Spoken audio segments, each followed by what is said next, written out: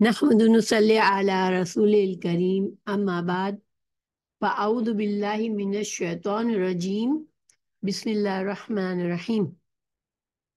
हम कुरान मजीद की तफसीर कर रहे हैं।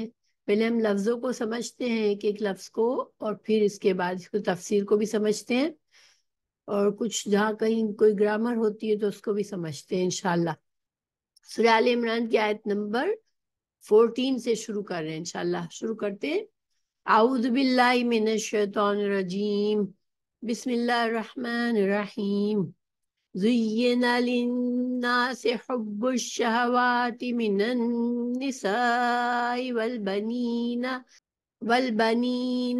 क़नातीरिल मुक़न्तरति मिनज़ ज़हबि वल फ़िद्दति वल ख़ैलिल मुसव्वमति वल अनआमि वल हर्स ذلك متاع الحياة الدنيا واللہ عنده حسن المآب۔ اس کا ترجمہ ہے مرغوب چیزوں کی محبت لوگوں کے لیے مزین کر دی گئی ہے، جیسے عورتیں اور بیٹے اور سونے اور چاندی کے جمع کیے ہوئے خزانے اور نشاندار گھوڑے اور چوپائے اور کھیتی۔ یہ دنیا کی زندگی کا سامان ہے، اور لوٹنے کا اچھا ٹھکانہ تو اللہ تعالیٰ ہی کے پاس ہے۔ اعوذ باللہ من الشیطان الرجیم، بسم اللہ الرحمن الرحیم۔ زینا، زینا، یہ کیا آپ لوگوں کو اسم لگتا ہے یا فعل لگتا ہے یا کچھ سمجھ آتی ہے کیا ہے؟ زینا فعل ہے، ماشاءاللہ یہ فعل ہے، اور یہ فعل ایکٹیو لگتا ہے یا پیسیو لگتا ہے؟ دیکھنے سے صورت بنا دی گئی، زا پر دمہ ہے اور ترجمہ ہے خوبصورت بنا دی گئی، پیسیو ہے، ماشاءاللہ۔ اچھا، اس کا روٹ ورڈ ہے زا یا نون، ٹھیک ہے، زا یا نون، زائی یا نون۔ تو زا یا نون کا کیا مطلب ہوتا ہے کہ کسی چیز کا پسندیدہ ہونا، ٹھیک ہے، یا خوبصورت ہونا۔ تو اب مجہول ہے تو کیا مطلب ہے کہ کسی چیز کو خوبصورت بنانا، ٹھیک ہے، نظروں میں جو جچ جائے ایسی چیز بنانا۔ تو یہ ہم اردو میں بھی اس سے ایک لفظ سملر بولتے ہیں۔ ہم اردو میں کس معنی میں استعمال کرتے ہیں؟ اردو میں بھی یہ استعمال ہوتا ہے، یہ روٹ ورڈ، ہاں، مزین کرنا، مزین کرنا۔ اور لفظ زینت، زینت نام بھی جو ہے نا وہ اسی سے ہے، ٹھیک ہے۔ تو مزین کرنا، خوبصورت بنا دی گئی ہے، للناس لوگوں کے لیے۔ لام کا مطلب ہے لیے، اور الناس لوگوں کے لیے خوبصورت بنا دی گئی ہے۔ حبو، حبو، حب، ہا بابا، حب کہتے ہیں محبت۔ الشہوات، الشہوات یہ واحد ہے یا جمع ہے؟ الشہوات جمع ہے، اور اس کی واحد ہوگی شہوتن، شہوتن، ٹھیک ہے نا۔ الشہوات خواہشات، تو ترجمہ کیا ہوا؟ خوبصورت بنا دی گئی ہے لوگوں کے لیے محبت خواہشات کی، من النساء، کن چیزوں کی خواہشات؟ من النساء، من اور سے، النساء عورتوں میں سے، عورتوں میں سے، والبنین، والبنین یہ ابن کی جمع ہے، بنین بیٹوں سے۔ والقناطیر، قناطیر جو ہے اس کا روٹ ورڈ ہے قاف نون طا را۔ دیکھیں ہم ابھی تک جتنے بھی الفاظ پڑھتے آئے ہیں موسٹلی ان کا روٹ ورڈ کتنا ہوتا ہے؟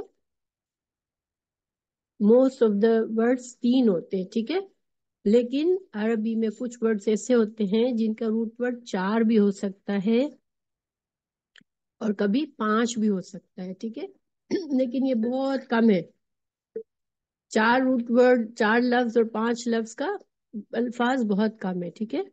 اب قناطیر روٹ ورڈ ہے قاف نون طا اور را، اور یہ جمع ہے قنطار کی، ٹھیک ہے، قنطار۔ قناطیر ایسے خزانے، ایسی چیزیں کو ڈھیر کو کہتے ہیں، ٹھیک ہے، کہتے ہیں کہ 100 کلو 100 کلو کے وزن کو قنطار کہتے ہیں. بڑے بڑے ڈھیر کس چیز کے؟ مقنطراتی، جو اکٹھے کیے گئے ہیں. قناطیر ہی سے یہ بھی لفظ ہے، مقنطراتی، جن کو ڈھیر کیا گیا ہے، جمع کیا گیا ہے. من الذهبی، من الذهبی، الذهب، ذهب کہتے ہیں سونے کو. اور عربی میں ذهبا جو ہے اس کا مطلب ہوتا ہے چلا جانا. ذهبا زید مینس چلا گیا، زید چلا گیا. تو سونے کو الذهب کیوں کہتے ہیں؟ کہ سونا کبھی ایک جگہ نہیں رہتا. سونا جو ہے وہ مسلسل لوگ اس کے ادھر سے ادھر کرتے رہتے ہیں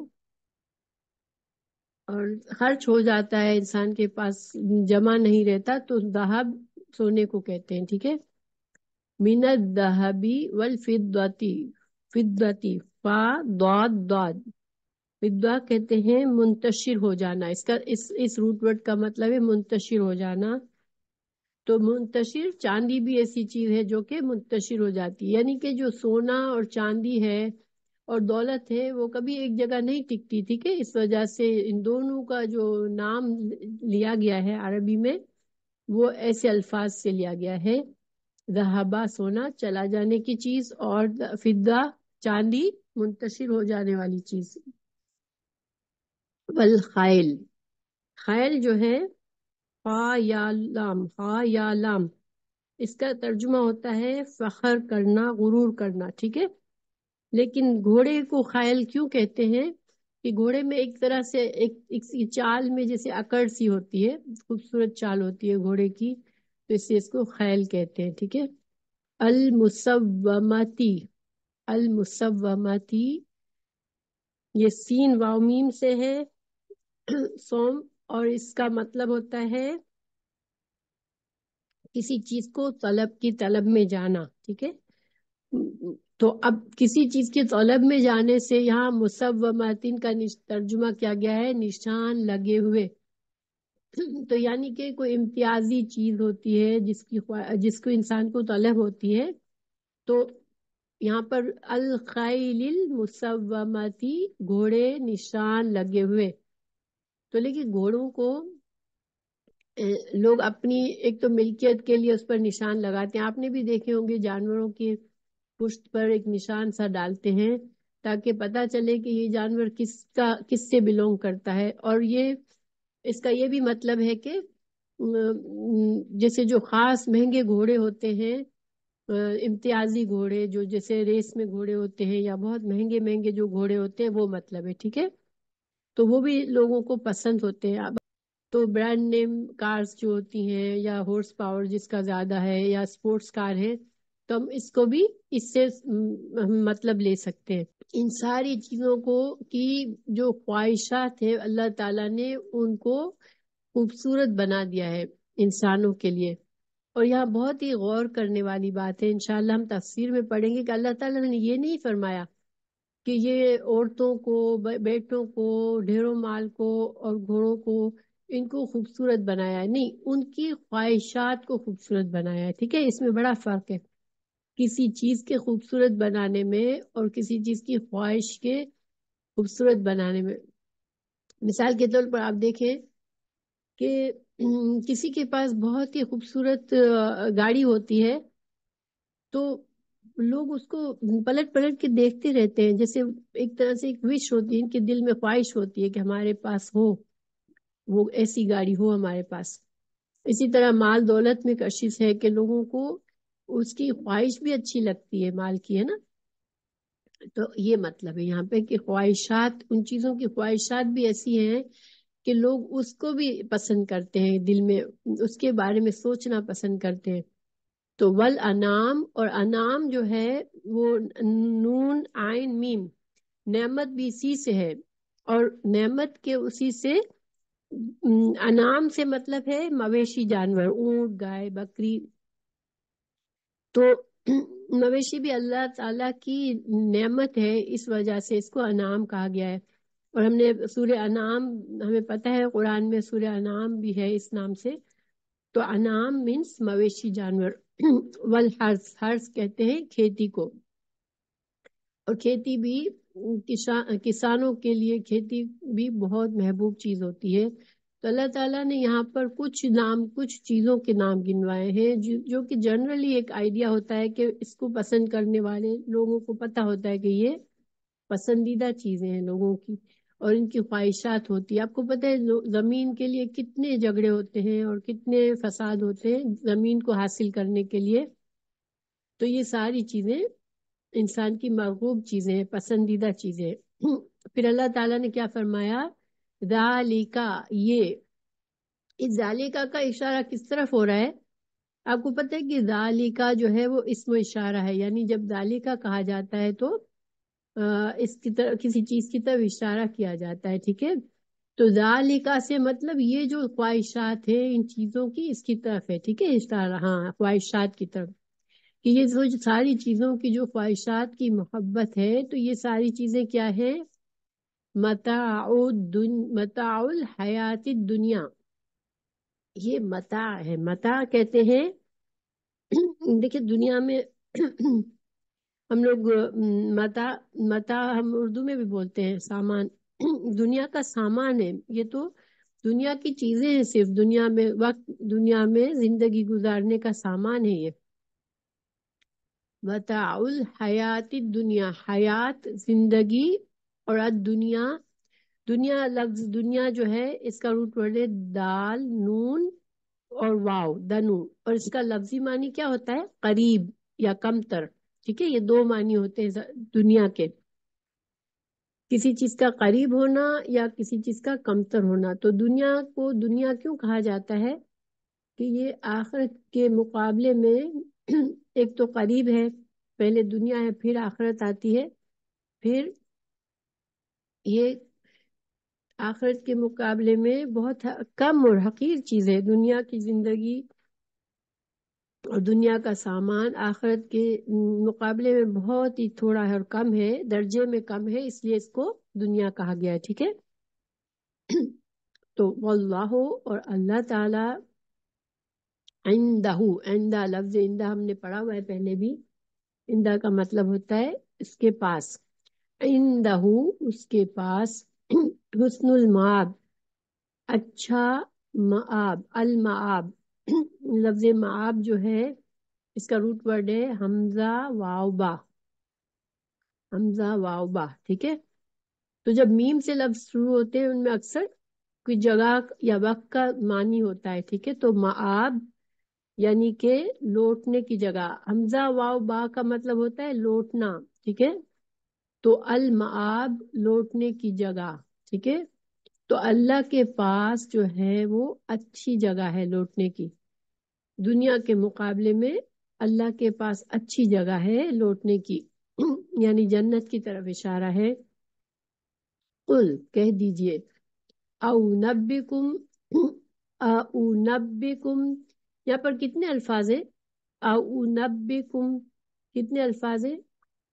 حمزہ استفہام یعنی کیا. حمزہ کا مطلب، کا مطلب کیا ہوتا ہے؟ کیا. ٹھیک ہے، تو کیا، اونبی میں بتاؤں، اونبی میں بتاؤں، نبا، نبا کا مطلب ہوتا ہے اہم خبر دینا، کسی کو خبر دینا. ٹھیک ہے، بہت اہم خبر کے لیے نبا کا لفظ استعمال آتا ہے. تو کیا میں خبر دوں تم کو. ٹھیک ہے، کیا میں خبر دوں تم کو، بخیرن بہتر کی.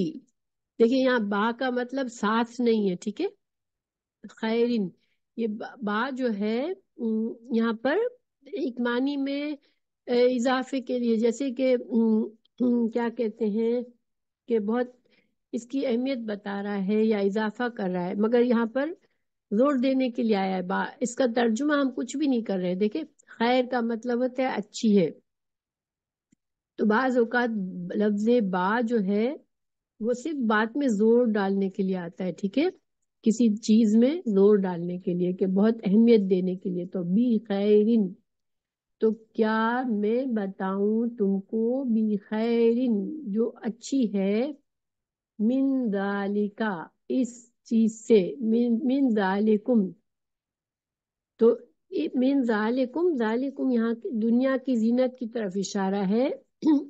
تو اللہ تعالیٰ فرما رہے ہیں کہ آپ ان سے کہہ دیجئے کہ کیا میں آپ کو تم کو خبر دوں بہتر کی اس سے، یعنی کہ جو دنیا کی یہ جو چیزیں ہیں جس کی تم کو بہت خواہشات ہیں، کیا اس سے بہتر چیز میں بتاؤں تم کو؟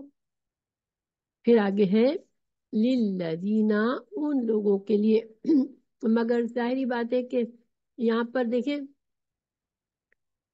ان لوگوں کے لیے، یعنی کہ آخرت میں جو خیر ہے وہ کن کے لیے ہے؟ ٹھیک ہے، آخرت میں سب کے لیے تو خیر نہیں ہے، کچھ لوگ جہنم میں جائیں گے، اللہ تعالیٰ ہمیں اس سے محفوظ رکھے، تو وہ تو خیر تو نہیں ہے، ان کے لیے تو بہتر نہیں ہے، لیکن کس کے لیے بہتر ہے؟ للذین ان لوگوں کے لیے اتقوا، اتقوا جنہوں نے تقوی کیا۔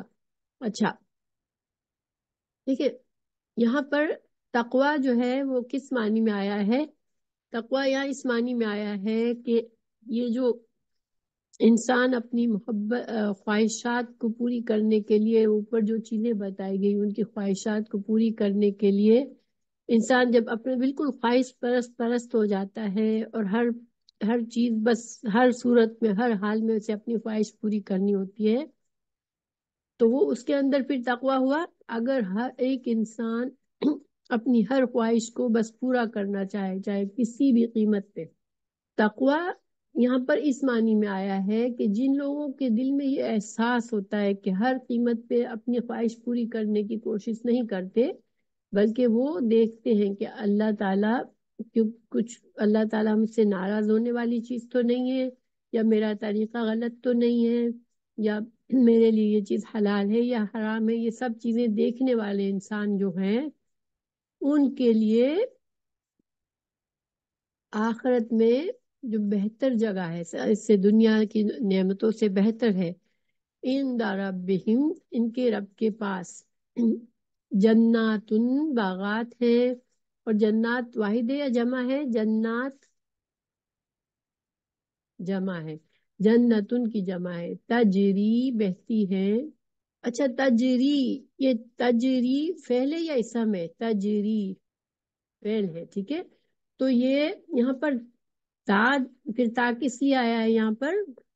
ہاں یہ مؤنث کے معنی میں، ٹھیک ہے، یہ تم کے معنی میں نہیں ہے، تجری بہتی ہے، اور تو پھر یہ مؤنث کیوں آیا ہے یہاں پر؟ جنات، ہاں ماشاءاللہ، جناتن کی وجہ سے مؤنث آیا ہے۔ تجری بہتی ہے، من تحتیہا ان کے نیچے سے، کسی چیز کے نیچے ہونا، تحتیہا، یہ ہا کس کی طرف جا رہا ہے؟ ہا کی ضمیر کس کی طرف جا رہی ہے؟ جنات کی وجہ طرف، اسی لیے مؤنث آئی ہے۔ من تحتها الانہار، انہار نہر کی جمع ہے، خالدینہ ہمیشہ رہنے والے ہیں، فیہا اس میں، وازواج، ازواج، لفظ ازواج کس کی جمع ہے؟ لفظ ازواج کسی کو معلوم ہے؟ زوج کی، ہاں زوج جوڑا۔ اچھا یہاں پر بیویاں عام طور پر ترجمہ کرتے ہیں، لیکن زوج جو ہے وہ جوڑے کے لیے آتا ہے، یعنی کہ شوہر کے لیے بیویاں تو بیویوں کے لیے شوہر، ٹھیک ہے۔ ازواجن مطہراتن، کیسی کیسی بیویاں ہیں؟ پاکیزہ، اور مطہرہ سے مطلب ہوتا ہے کہ معنوی طور پر بھی کسی چیز کا پاک ہونا، اور حسی طور پر بھی، یعنی کہ وہ وہ اپنی جسمانی اور ان لحاظ سے بھی پاک ستھری، پاک اور صاف ہے، اور یہ جیسے معنوی طور پر یعنی کہ حلال اور پاک، مطہراتن پاکیزہ ہے، اور رضوان رضا مندی ہے۔ لفظ رضوان جو ہے نا، اس میں رضا، ہم کہتے ہیں نا رضا، کسی کی رضا حاصل کرنا، اللہ کی رضا حاصل کرنا، تو رضوان جو ہے اس میں بہت مبالغہ ہے، کسی بہت زیادہ رضا مندی، ٹھیک ہے، رضا مندی، مگر کیسی رضا مندی؟ بہت زیادہ، رضوان رضا مندی ہے، من اللہ اللہ کی طرف سے، یعنی اللہ سبحانہ تعالی جنتیوں سے ایسے راضی ہوں گے کہ پھر کبھی جنتیوں کو یہ خوف نہیں رہے گا کہ اللہ تعالی ہم سے ناراض ہوگا۔ دنیا میں تو ہمیں خوف آتا ہے نا، کبھی ہم سے کوئی بات ہو جاتی ہے، ایسا کام ہو جاتا ہے تو ہم ڈر جاتے ہیں کہ کہیں اللہ ہم سے ناراض نہ ہو جائے، لیکن آخرت میں یہ خوف ختم ہو جائے گا۔ جنت میں جانے والوں کو اللہ تعالیٰ ان سے فرما دیں گے کہ میں اب راضی ہوں تم سے۔ اللہ کی رضامندی بھی ایک بہت بڑی، سب سے بڑی نعمت ہے ایک طرح سے۔ رضوان، رضامندی، اللہ تعالیٰ ہم سب سے راضی ہو جائے، آمین۔ من اللہ، اللہ کی طرف سے، واللہ، اور اللہ تعالیٰ، بصیر، دیکھنے والا ہے، بالعباد، بندوں کو۔ الذین، وہ لوگ، اب یہ الذین کس لیے آیا ہے؟ یہ ان لوگوں کے لیے آیا ہے جو کہ جن سے اللہ راضی ہو جائے گا، جو جنت میں جائیں گے۔ تو وہ لوگ کا اشارہ کس طرف ہے؟ یہ وہ لوگ جن سے اللہ راضی ہو جائے گا۔ تو وہ لوگ یقولون، وہ کہتے ہیں، یہ ان لوگوں کی صفت ہے، ان لوگوں کی صفت ہے جن سے اللہ راضی ہو جائے گا۔ وہ کیسے لوگ ہیں؟ جو کہ کہتے ہیں ربنا، اے ہمارے رب، بے شک ہم، انا بے شک نہ ہم، آمنا ایمان لے آئے ہم۔ یعنی یہ لوگ دنیا میں بھی اللہ سے دعا کرتے رہتے ہیں کہ اللہ ہم ایمان لے آئے۔ فاغفر لنا، فاغفر پس، بخش دے ہم کو۔ کتنے الفاظ ہیں؟ فا پس، اغفر، اغفر بخش دے، لنا ہم کو بخش دے۔ یہاں ایکچولی یہ 4 الفاظ ہیں، فا پس، اغفر بخش دے، لا ہم لیے، نہ ہمارے، یعنی ہمارے لیے بخش دے، یعنی کہ ہمارے گناہوں کو، ٹھیک ہے، ہمارے گناہوں کو چھپا دے۔ غفرہ سے مطلب ہوتا ہے چھپا دینا، تو پس چھپا دے لیے ہمارے گناہوں کو، یہ مطلب ہے لفظی ترجمہ، ٹھیک ہے۔ بس چھپا دے یا بس، تو مگر ہم اس کو محاورتاً کہتے ہیں کہ بخش دے ہمارے لیے، ٹھیک ہے، معاف کر دے ہمارے لیے۔ ذنوبنا، ذنوب کی واحد کیا ہو سکتی ہے؟ ذنب، ذنب کیا ہوتا ہے؟ ذا نون با، اس کا روٹ ورڈ ہے ذا نون با۔ یہ دم جو ہے اس کا لفظی ترجمہ کیا ہے؟ کسی چیز کی دم۔ تو یہاں پر گناہوں کے لیے دم کا لفظ کیوں آتا ہے؟ کہ یہ ایسے کاموں کو کہا جاتا ہے دم جس کے پیچھے سزا ملے، ٹھیک ہے۔ جب جو کام جن سے سزا اس کے پیچھے آتی ہے اس کو دم کہتے ہیں، اور دم کا لفظی ترجمہ کیا ہوتا ہے؟ کسی چیز کی دم۔ تو ذنوبنا، ہمارے گناہوں کو، وقینا، اور بچا ہم کو، وقینا اور بچا ہم کو، عذاب النار، عذاب آگ، عذاب سزا، النار نار کے، آگ کی عذاب سے ہم کو بچا، ٹھیک ہے۔ ہاں، قی فعل امر ہے، وقینا، قی فعل امر، ٹھیک ہے، بچا ہم کو، بچا۔ اچھا، الصابرین، صبر کرنے والے، الصابرین کا واحد بنائے، الصابرین، الصابر، الصابر، ٹھیک ہے، صابرینا، صبر کرنے والے۔ تو یہ لوگ کیسے ہوتے ہیں؟ ان کی کیا خصوصیات ہیں؟ تو یہ پہلی خصوصیت یہ تھی کہ یہ دعا مانگتے ہیں اللہ سے، ٹھیک ہے۔ نمبر 2، دوسری خصوصیت یہ ہے کہ یہ صبر کرنے والے ہیں، وصادقین، اور صبر کا مطلب آپ کو پتہ ہے، رکنا، ٹھیک ہے۔ تو صبر خود کو روکنے والے ہیں، یعنی کہ یہ اللہ کی اطاعت پر صبر کرنے والے ہیں، گناہ نہ کرنے پر صبر کرنے والے ہیں۔ ان کے اوپر کبھی مصیبت آتی ہے تو یہ صبر کرتے ہیں، یہ سارے معنی اس میں، ٹھیک ہے۔ یعنی کہ مصیبت میں انسان کیسے صبر کر سکتا ہے کہ بہت زیادہ اس کے بارے میں شور و غل نہ کر دے، شکایتیں نہ شروع کر دے، رونا دھونا نہ شروع کر دے، تو یہ مصیبت پہ صبر کرنا ہے۔ عبادت پہ صبر کیسے کرنا ہے؟ کہ جم کر عبادت کرنی ہے، چاہے مشکل حالات ہو چاہے آسان حالات ہو، اپنی عبادت کا خیال رکھنا ہے، اللہ کی فرما برداری پر قائم رہنا ہے، یہ اللہ کی اطاعت پر صبر ہے، ٹھیک ہے۔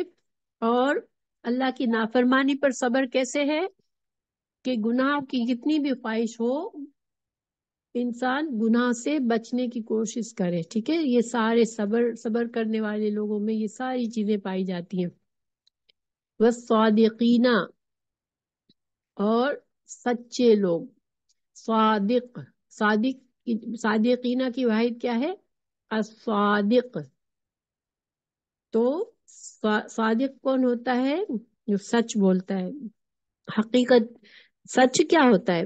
جو حقیقت ہے، حقیقت کے لحاظ سے کسی چیز کا حقیقت کے مطابق ہونا. ٹھیک ہے، اور سچ یہ بھی ہے کہ زبان اور عمل میں موافقت ہو، انسان جو بات کہے وہ کرنے والا ہو. ٹھیک ہے، وہ بھی سچ ہے. تو الصابرین، صبر کرنے والے. الصادقین، سچے لوگ. القانتین، اطاعت گزار. اچھا، ہر وقت سچ بولنا آسان ہے کیا؟ ہر وقت سچ بولنا آسان ہے ہمارے لیے؟ نہیں. اس کے لیے بہت بڑا کردار چاہیے نا. سچ بولنے کے لیے، ہر وقت سچ بولنے کے لیے صادق. صادق اس کو کہتے ہیں جس کی عادت ہی سچ بولنا ہوتا ہے. یعنی کہ ہم ایک بار سچ بول کے انسان صادق نہیں بن جاتا. ٹھیک ہے، ہاں بالکل. It's extremely hard thing to do. اور ہم لوگ تو اللہ تعالیٰ ہم سب کو معاف کرے کہ ہم اس دور میں رہ رہے ہیں کہ لوگ بغیر وجہ کے بھی جھوٹ بولتے ہیں. یعنی کہ ایک تو انسان بہت مجبوری میں جھوٹ بولتا ہے کہ چلو اس کو کسی بات کا ڈر ہوتا ہے، فتنہ کا ڈر ہوتا ہے. لیکن بعض لوگ کوئی وجہ نہیں ہوتی اور جھوٹ بولتے ہیں، یعنی منہ کھولتے ہیں اور جھوٹی بات کرتے ہیں. تو اللہ سبحانہ تعالیٰ ہم سب کو بچائے جھوٹ سے. اس لیے کہ جھوٹ کو ہم بہت معمولی بات سمجھتے ہیں، لیکن جھوٹ جو ہے ایک بہت بڑا گناہ ہے. ٹھیک ہے، اور اور صبر کرنا کیا آسان ہے؟ صبر بھی بہت مشکل ہے. اگر اللہ تعالیٰ کسی کو صبر دے دے تو وہ تو جنتیوں کی وہ ہے، صفت ہے. جنت میں جانے والے کیسے ہوتے ہیں؟ صابرین ہوتے ہیں. اللہ تعالیٰ جعلنا منہم، اللہ تعالیٰ ہمیں صابرین میں سے بنائے اور صادقین میں سے بنائے. آمین. والقانتین، اور قانت کون ہوتا ہے؟ لفظ قانت کا معنی ہوتا ہے، اس کا روٹ ورڈ ہے قاف نون طا. قانت ہوتا ہے اطاعت گزار، عجز و انکساری کے ساتھ فرما برداری کرنا. یہ ایسا فرما بردار انسان ہوتا ہے جس کے اندر عاجزی ہوتی ہے. وہ اپنے آپ کو بڑا نہیں سمجھتا اور اللہ تعالیٰ کی اطاعت کرتا ہے، اللہ تعالیٰ کی احکامات کی پابندی کرتا ہے. ہاں، اوبے کرنے والا. قانت اطاعت گزار. والمنفقین، اور خرچ کرنے والے. یہ نفقہ سے ہے. تو خرچ کیسے خرچ کرنا؟ اللہ کی رضا کے لیے خرچ کرنا. ٹھیک ہے، یہاں پر یہ مطلب نہیں ہے کہ پیسے کو اسراف کرنا یا پیسے کو بے مقصد خرچ کرنا. نہیں، یہاں پر خرچ کرنا کیسا خرچ کرنا ہے کہ اللہ کی رضا کے لیے خرچ کرنا ہے. والمنفقین، وہ خرچ کرتے رہتے ہیں اللہ کی رضا پر. اور والمستغفرین، اور بخشش مانگنے والے. یہاں پر سین اور تا آیا ہے. اس میں آپ لوگوں کو میں نے پہلے بھی بتایا ہے، جب سین اور تا آتا ہے تو اس میں کیا معنی پائے جاتے ہیں؟ جب روٹ ورڈ کے آگے سین اور تا آتا ہے تو چاہنا، طلب کرنا ہے نا. مستغفرین، تو استغفار طلب کرنے والے، بخشش مانگنے والے. کس وقت؟ بالاسحار، سحری کے وقت. سحری کا وقت آپ کو پتا ہے کہ یہ کون سا وقت ہوتا ہے؟ فجر کی نماز سے کچھ پہلے کا وقت ہوتا ہے، اور یہ دعاؤں کی قبولیت کا وقت ہے. ہم سب کو اس کے بارے میں حدیث پڑھی ہوں گی انشاءاللہ آپ نے، کہ جو بہترین وقت ہوتا ہے عبادت کرنے کا اور استغفار کرنے کا، دعائیں مانگنے کا، وہ کون سا ہوتا ہے؟ سحری کا وقت ہوتا ہے، جس میں دعائیں قبول ہوتی ہے. آپ نے وہ بھی حدیث سنی ہوگی کہ اللہ سبحانہ تعالیٰ آسمان دنیا پر آتے ہیں اور فرماتے ہیں کہ کون ہے جو بخشش مانگے اور میں اسے عطا کروں. تو یہ لوگ ایسے ہوتے ہیں جو کہ دیکھیں کتنی خوبیاں ہیں ان میں. ایک تو صبر کرتے ہیں، پھر سچے ہوتے ہیں، پھر اطاعت گزار ہیں، پھر خرچ بھی کرتے ہیں، اس کے باوجود ڈرتے بھی ہیں اللہ سے کہ کہیں ہمارے ان سارے کاموں میں بھی کوئی غلطی نہ ہو گئی ہو، ہم سے کوئی گناہ نہ ہو گیا ہو، تو وہ استغفار بھی کرتے ہیں. ٹھیک ہے، انشاءاللہ ہم آگے بڑھتے ہیں. تو اس آیت کا ہم لفظی ترجمہ پڑھتے ہیں. اس کا پہلے اللہ تعالیٰ اس آیت میں کیا فرماتے ہیں کہ مرغوب چیزوں کی محبت لوگوں کے لیے مزین کر دی گئی، جیسے عورتیں اور بیٹے اور سونے اور چاندی کے جمع کیے ہوئے خزانے اور نشاندار گھوڑے اور چوپائے اور کھیتی. یہ دنیا کی زندگی کا سامان ہے اور لوٹنے کا اچھا ٹھکانہ تو اللہ ہی کے پاس ہے. ٹھیک ہے، یہ تو ایک آیت ہو گئی. میں دو آیات کا ملا کے تفسیر کروں گی انشاءاللہ. تو ہم دوسری آیت کا بھی ترجمہ ساتھ پڑھ لیتے ہیں پہلے، اور پھر ہم آگے بڑھتے ہیں انشاءاللہ. اوکے. آپ کہہ دیجئے یا رسول اللہ صلی اللہ علیہ وسلم، آپ کہہ دیجئے کیا میں تمہیں اس سے بہت ہی بہتر چیز بتاؤں؟ تقوی والوں کے لیے ان کے رب کے پاس جن جنتیں ہیں جن کے نیچے نہریں بہ رہی ہیں اور جن میں وہ ہمیشہ رہیں گے، اور پاکیزہ بیویاں ہیں، اور اللہ تعالیٰ کی رضامندی ہے. سب بندے اللہ تعالیٰ کی نگاہ میں ہیں، یعنی اللہ تعالیٰ سب کو دیکھ رہا ہے. تو یہ تو ہے لفظی ترجمہ. ٹھیک ہے، تو چونکہ ان کا مفہوم بہت ایک دوسرے کے ساتھ جڑا ہوا ہے، اس لیے میں دونوں کا ساتھ کر رہی ہوں انشاءاللہ. تو زینہ کا ہم نے معنی پڑھ لیا کہ سوار دیا گیا، مزین کر دیا گیا، اچھا دکھایا گیا. ڈیر و مال، ڈیر یہاں پر، اور پھر آگے جو ہے یہاں سے شروع کرتے ہیں کہ شہواتن. تو شہواتن سے یہاں مراد کیا ہے؟ مشتہیاتن، یعنی کہ وہ چیزیں جو طبعی طور پر انسان کو مرغوب اور پسندیدہ ہے، یعنی کہ انسان کی فطرت میں ان چیزوں کی محبت اللہ ہی کی طرف سے رکھی گئی ہے. دیکھیں، آپ دیکھیں، غور کریں کہ کوئی بھی مرد ہے، نارمل مرد ہے، تو وہ ایسا نہیں ہو سکتا کہ اس کے دل میں یہ خواہش نہ ہو کہ اس کی بیوی ہو، اس کی زندگی میں کوئی عورت ہو. یہ ایک طبعی خواہش ہے انسان کے اندر. ٹھیک ہے، اسی طرح بیٹوں کی خواہش بھی ہوتی ہے لوگوں کو، اور اسی طرح مال بھی. کوئی ایسا نہیں ہو سکتا یہ کہے کہ مجھے کوئی مال دولت بالکل نہیں پسند. اور اسی طرح جو باقی چیزیں ہیں، اچھی سواریاں ہیں، یا کھیتی ہے، یا چوپائے ہیں، یہ ساری ایسی چیزیں ہیں جس کی محبت سے کوئی ڈینائی نہیں کر سکتا. یہ ساری نعمت ہے اللہ تعالیٰ کی. اللہ تعالیٰ نے اگر دنیا میں انسان کو یہ چیزیں دے اور وہ انسان اللہ کا فرما بردار بندہ بھی ہو، تو وہ تو ایکچولی اس کے لیے نعمتیں ہیں. یہ اللہ تعالیٰ نے اس کو یہ نعمتیں دی ہوئی ہیں. تو اس کی محبت جو ہے، ان چیزوں کی محبت جو ہے، وہ طبعی طور پر انسان کے اندر ہے. اللہ تعالیٰ ہمیں بتا رہے ہیں، ہمیں اطلاع دے رہے ہیں کہ ہاں ان چیزوں کی محبت ہے. تو عورت کی محبت جو ہے، دیکھیں، عورت کی محبت جیسے کہ ہم نے پڑھا کہ ہر مرد کو، ہر بالغ مرد کے دل میں ہوتی ہے، اور اس کی ضرورت بھی ہے عورت. لیکن کیا عورت کی محبت رکھنا برا ہے؟ تو نہیں. عورت ایک اچھی بیوی کے بارے میں رسول اللہ صلی اللہ علیہ وسلم نے فرمایا کہ عورت اور خوشبو مجھے محبوب کر دی گئی.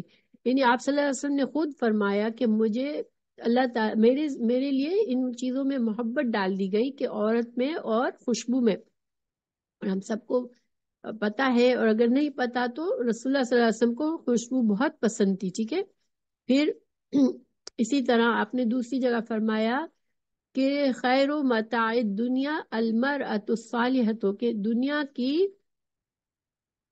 جو کسی کے پاس اگر جو بہترین متاع ہے دنیا کی، تو وہ کیا ہے؟ وہ ایک نیک عورت ہے. یعنی اگر کسی شخص کو ایک بیوی ایسی اچھی فرما بردار اور نیک بیوی ملتی ہے، تو اس کو جیسے دنیا کی سب سے بڑی نعمت مل گئی. ٹھیک ہے، بہترین رفیق زندگی ہے. اور آخرت کے لیے بھی دیکھیں، اچھی بیوی ہوگی یا اچھا شوہر ہوگا تو وہ اپنے ساتھی کے لیے، آخرت کے لیے بھی اچھا ہوتا ہے. کیونکہ پھر وہ اپنے ساتھی کو غلط راستے پر چلنے کی اجازت نہیں دے گا. اگر وہ خود نیک انسان ہوگا تو اب اس کی پوری کوشش ہوگی کہ وہ اپنے ساتھی کو بھی برائی سے بچا لے. تو مگر رسول اللہ صلی اللہ علیہ وسلم نے ساتھ ہی ساتھ یہ بھی فرمایا کہ میں جو ہوں ما ترکت بعدی فتنتن ادر علی الرجال من النساء، یعنی کہ میرے بعد جو فتنے رونما ہوں گے ان میں مردوں کے لیے سب سے بڑا فتنہ عورتوں کا ہے. ٹھیک ہے، تو یہ ساری باتوں سے ہمیں کیا پتہ چلتا ہے کہ یہ بہت بڑی نعمت ہے. اچھی بیوی، اچھی ساتھی بہت بڑی نعمت ہے، اور اس کی محبت کا خود آپ صلی اللہ علیہ وسلم نے بھی اعتراف کیا اور فرمایا کہ یہ ایک بہت دنیا کی کیا کہتے ہیں کہ دنیا میں یہ اگر کسی کو حاصل ہو گئی تو اس کو بہت بڑی نعمت مل گئی. لیکن ساتھ ہی ساتھ جب دیکھیں کہ فتنے کا بھی ذریعہ عورت بن جاتی ہے مردوں کے لیے. اگر ویسے بھی دنیا میں جتنی بھی نعمتیں ہیں وہ ہر چیز فتنہ بن جاتی ہے اگر انسان اس میں اعتدال نہیں برتتا، اس میں اللہ کے قوانین کا خیال نہیں رکھتا، تو پھر وہ چیز فتنہ بھی بن جاتی ہے، آزمائش بن جاتی ہے. قرآن میں بھی عورتوں اور اولاد کو، بیویوں اور اولادوں کو فتنہ کہا ہے.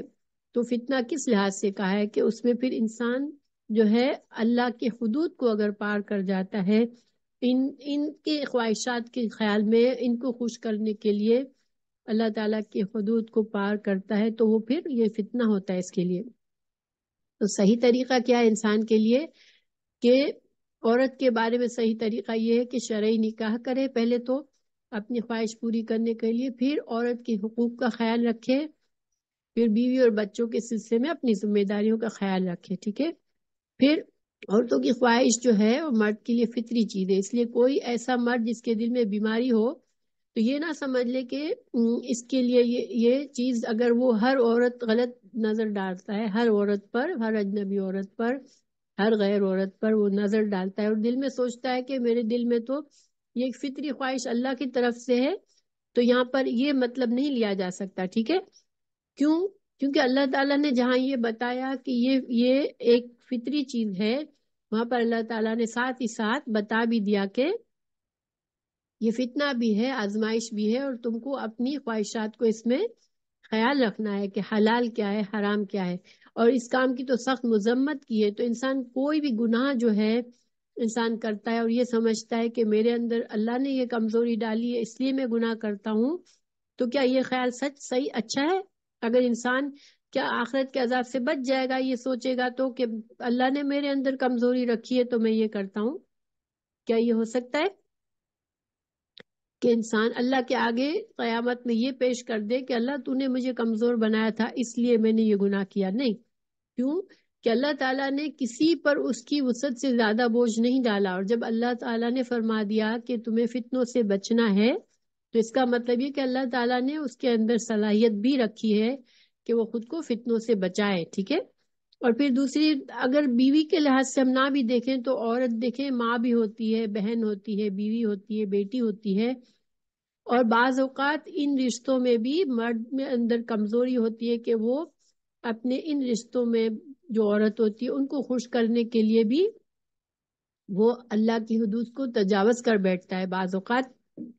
تو اس میں بھی اس کا انسان کو بچنا چاہیے کہ نہیں، جہاں اللہ کے احکامات ہیں، اللہ کو خوش کرنا، اللہ کی ناراضگی کا معاملہ ہوتا ہے، وہاں اس کے خلاف، اللہ کی رضا کے خلاف بندوں کو خوش نہیں کیا جا سکتا. ٹھیک ہے، تو اس میں ان محبتوں میں بھی اعتدال کی ضرورت ہے.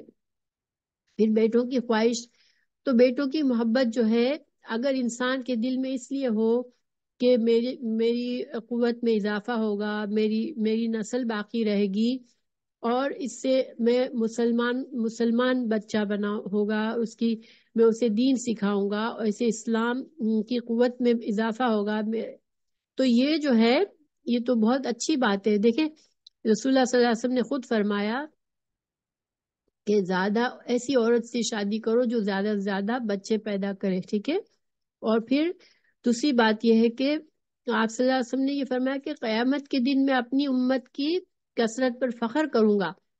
تو اسلام جو ہے، اسلام ہمیں رہبانیت نہیں سکھاتا. اسلام میں یہ شادی کا ایک مقصد یہ بھی ہے کہ انسان کی نسل جاری ہو، اور اس کا خاندان بڑھے، تو انسان کو بیٹوں کی محبت بہت اچھی چیز ہے، مگر مطلب یہاں پر کیا ہے کہ بیٹوں کی محبت اگر انسان اس لیے کرتا ہے کہ میرا نام بلند ہو، اور وہ میں میں جو بھی غلط صحیح میرا طریقہ ہے اس میں میرے پاس زور بازو مل جائے مجھے بیٹوں کے ذریعے، تو یہ طریقہ غلط ہے۔ اولاد کو انسان جب مانگتا ہے تو ہمیشہ یہ دعا کرنی چاہیے کہ اللہ تعالیٰ نیک اور صالح اولاد دے، اور پھر پوری کوشش کرنی چاہیے کہ اپنے بچوں کو انسان اس اللہ کا دین ضرور سکھائے۔ کچھ ایسے خوش نصیب ماں باپ ہیں جن کے بچے نیک ہیں اور وہ دین کو سمجھتے ہیں اور دین پر چلتے ہیں، تو یہ اللہ کی بہت بڑی نعمت ہے۔ کیونکہ دیکھیں اولاد جو ہے نا، حالانکہ ہماری اولاد میں ہمیں بہت ہماری محبت ہوتی ہے، اور ہم اولاد کے لیے ایک چھوٹی سی بھی اولاد کی ہم تکلیف یا پریشانی نہیں دیکھ سکتے، لیکن یہ اولاد صرف نیک اولاد ہی ہمارے لیے آخرت میں فائدہ دے گی اور آخرت میں ہمارے ساتھ بھی ہوگی، ورنہ جو اولادیں جن کو دین کی نہیں سمجھ آئی، جو گمراہ ہو گئے، اللہ تعالیٰ محفوظ رکھے، تو پھر وہ نہ تو آخرت میں وہ فیملی کی طرح ہوں گے، اس لیے کہ ماں باپ اور اولاد الگ ہو جائیں گے۔ اگر جو جہنم میں جانے والے ہیں ان کے بچے ان کے ساتھ بھی نہیں ہوں گے، بلکہ ایک دوسرے سے دشمنی کریں گے، اور نہ ہی وہ ان کو کوئی ثواب ملتا ہے، جبکہ نیک اولاد کی ہر نیکی کا ثواب مرنے کے بعد بھی والدین کو ملتا رہتا ہے۔ تو یہ معمولی بات نہیں ہے، یہ تڑپ ہمارے سب کے دل میں ہونی چاہیے، چاہے ہم نے اپنے بچوں کو صحیح دین سکھایا یا ہم اس سے محروم رہ گئے، لیکن ہمارے اندر یہ تڑپ اور یہ دعا ہونی چاہیے کہ ہمارے بچے جو ہے وہ اللہ کے فرمانبردار بن کر زندگی گزارے۔ اور اللہ تعالیٰ سے دعا بھی ہے کہ اللہ تعالیٰ ہم سب کے بچوں کو اور ہماری آئندہ نسلوں کو دین کی صحیح سمجھ عطا کر دے، اور اللہ ان کو اپنا فرما بردار بنا دے، اور ہمارے لیے اللہ تعالیٰ ان کو ثواب جاریہ کا سبب بنا دے، آمین۔ پھر ڈھیر و مال، سونا چاندی، اس کے اصول کے لیے جائز طریقہ اپناؤ۔ دیکھیں مال بھی ایک اللہ تعالیٰ کی بہت بڑی نعمت ہے۔ ایک امیر آدمی جو ہے وہ نیکی کے بہت سے چانسز ہے اس کے پاس کہ وہ صدقہ کرتا ہے، بڑے بڑے نیکی کے کام کروا سکتا ہے، اور اپنا پیسہ اس طرح خرچ کر سکتا ہے کہ اللہ تعالیٰ اس سے راضی ہو جائے، تو یہ اس کے پاس بہت بڑی ایک طرح سے نعمت ہے۔ لیکن اگر انسان اسی مال کو پا کر تکبر کرتا ہے، تفخر کرتا ہے، یہ سمجھتا ہے یہ مال تو میری صلاحیتوں کی وجہ سے مجھے ملا ہے اور میں کوئی بڑی چیز ہوں جو میں نے یہ مال کمایا ہے، تو یہ جو ہے یہ کس کا طریقہ تھا؟ آپ لوگوں کو یاد ہے کسی کو کہ کس نے یہ سوچا تھا؟ اللہ نے اس کو بہت مال دیا اور اس نے سوچا کہ یہ تو میری صلاحیتوں کی وجہ سے مجھے ملا ہے، کہ میرے اندر یہ خوبی ہے۔ قارون، ہاں قارون جو تھا، قرآن میں اس کے بارے میں آیت ہے کہ قارون کیا کہتا تھا کہ یہ مال تو میں نے کمایا ہے، میرے اندر علم ہے تو میں نے کمایا ہے، اور اللہ تعالیٰ کو اس کی یہ بات پسند نہیں آئی، اللہ تعالیٰ نے اس کو دھسا دیا تھا زمین میں۔ تو مال اور دولت اور رتبہ اور کسی بھی چیز میں دیکھیں، صرف مال اور دولت ہی نہیں، اللہ تعالیٰ کی بہت سی نعمتیں ہیں ایسی جس کو پا کر انسان تکبر میں آ جاتا ہے، اپنے آپ کو دوسروں سے بہتر سمجھتا ہے۔ لیکن کبھی بھی مال اور دولت اور اللہ کی دی ہوئی نعمتوں کو پا کر ہم خود کو دوسروں سے بہتر نہیں سمجھ سکتے۔ کیوں؟ یہ تو اللہ کی دی ہوئی نعمتیں اللہ جب چاہے لے سکتا ہے ہم سے، بلکہ ہم اس مال کو کیسے خرچ کریں، اس کی زکوٰۃ ادا کریں، اس سے صدقہ خیرات کریں، اس سے خیر کے کام کریں، تو یہ مال بھی ہمارے لیے اللہ کی نعمت ہے انشاءاللہ۔